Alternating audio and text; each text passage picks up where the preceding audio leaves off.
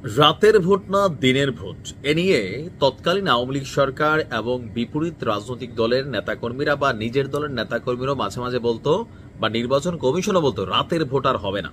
তা আওয়ামী লীগ বরাবরই দাবি করতো রাতে যে ভোট হয়েছে প্রমাণ দেন, কোথাও কি একটা ফুটেজ নাই, কিন্তু তারপরেও রাতের ভোট ডায়লগটা মার্কেট পেয়ে গেছে। ডক্টর মোহাম্মদ ইউনূসের নেতৃত্বে আগামীতে যে জাতীয় সংসদ নির্বাচন হতে যাচ্ছে সেখানে রাতের ভোট হবে না, দিনেই ভোট হবে। তবে ভোট ডাকাতি বন্ধে নতুন এক অভিনব আইডিয়া নিয়ে বসেছে বর্তমান সরকার।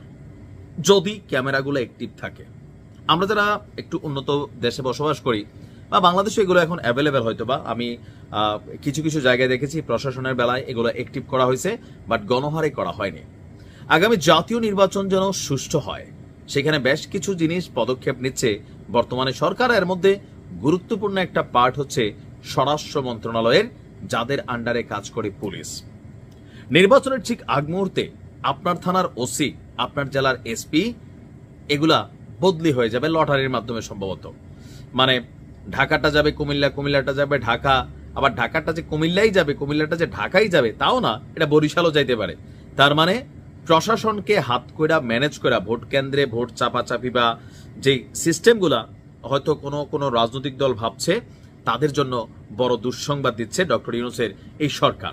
তো কি কি পদ্ধতি অবলম্বন করছে? প্রথমত এই গুরুত্বপূর্ণ কি পয়েন্টগুলোকে পরিবর্তন করা। দ্বিতীয়ত জাতীয় সংসদ নির্বাচনে আইন শৃঙ্খলা পরিস্থিতিকে আরো জোরদার করতে 47,000 কেন্দ্রে, সারা বাংলাদেশে সম্ভবত 47,000 কেন্দ্রে একটি করে বডি ক্যামেরা দেওয়া হবে। তার মানে 47,000 বডি ক্যামেরা, সংখ্যাটা বাড়তেও পারে দাবি করেছেন স্বরাষ্ট্র উপদেষ্টা আমাদের জাহাঙ্গীর আলম চৌধুরী। তিনি বলছেন যে নির্বাচনকে সুষ্ঠুভাবে সম্পন্ন করার লক্ষ্যে আইন শৃঙ্খলা রক্ষাকারী বাহিনীর বিভিন্ন কর্মপরিকল্পনা বিষয় নিয়ে একটা তারা আজকে বৈঠক করেছে। বৈঠক শেষে তিনি বলছেন, আমরা আলোচনা করেছি সারা দেশের নির্বাচন পরিচালনার জন্য কত ফোর্স প্রয়োজন হবে। এর পাশাপাশি আমরা সিদ্ধান্ত নিয়েছি সবাইকে বডি ক্যামেরা দেওয়ার চেষ্টা করব। তার মানে 47,000 কেন্দ্রে যতজন পুলিশ সদস্য কাজ করবে, আর্মি কাজ করবে, অন্যান্য বাহিনী কাজ করবে, স্বরাষ্ট্র মন্ত্রণালয় আপনার প্রত্যেককে একটা করে বডি ক্যামেরা দিবে। এখন বডি ক্যামেরা তো বুঝছেন, এখানে লাগানো থাকে একটা ক্যামেরা, কন্টিনিউ চলতে থাকে, ডেটা নেটওয়ার্কিং এর মাধ্যমে এটা যেটা মাদার সেন্টার সেখানে চলে যেতে থাকে। এখন একজন পুলিশ যখন ডিউটি করবে তার সামনে তার এই ক্যামেরা দিয়া পুরো সিনারিও দেখা যাবে, কোথায় ভোট চুরি হচ্ছে, কোথায় ভোট ডাকাতি হচ্ছে, কোথায় মারামারি হচ্ছে। এই বিষয়গুলো আগে গণমাধ্যমকে কষ্ট করে তুলতে হইতো, এখন পুলিশের শরীরে থাকা বা বিভিন্ন বাহিনীর শরীরে থাকা যে বডি ক্যামেরা, সেখান থেকে কাজটা সহজে করা যাবে। এছাড়া বলা হচ্ছে যে সেটি কার কাছে কিভাবে থাকবে সে বিষয়ে আলোচনা করছি।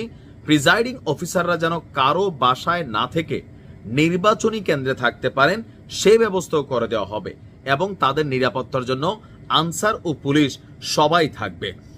তো পুলিশের যেসব মানে অফিসাররা সিনিয়র পোস্টে থাকবেন তাদের কাছে থাকবে ক্যামেরাগুলো।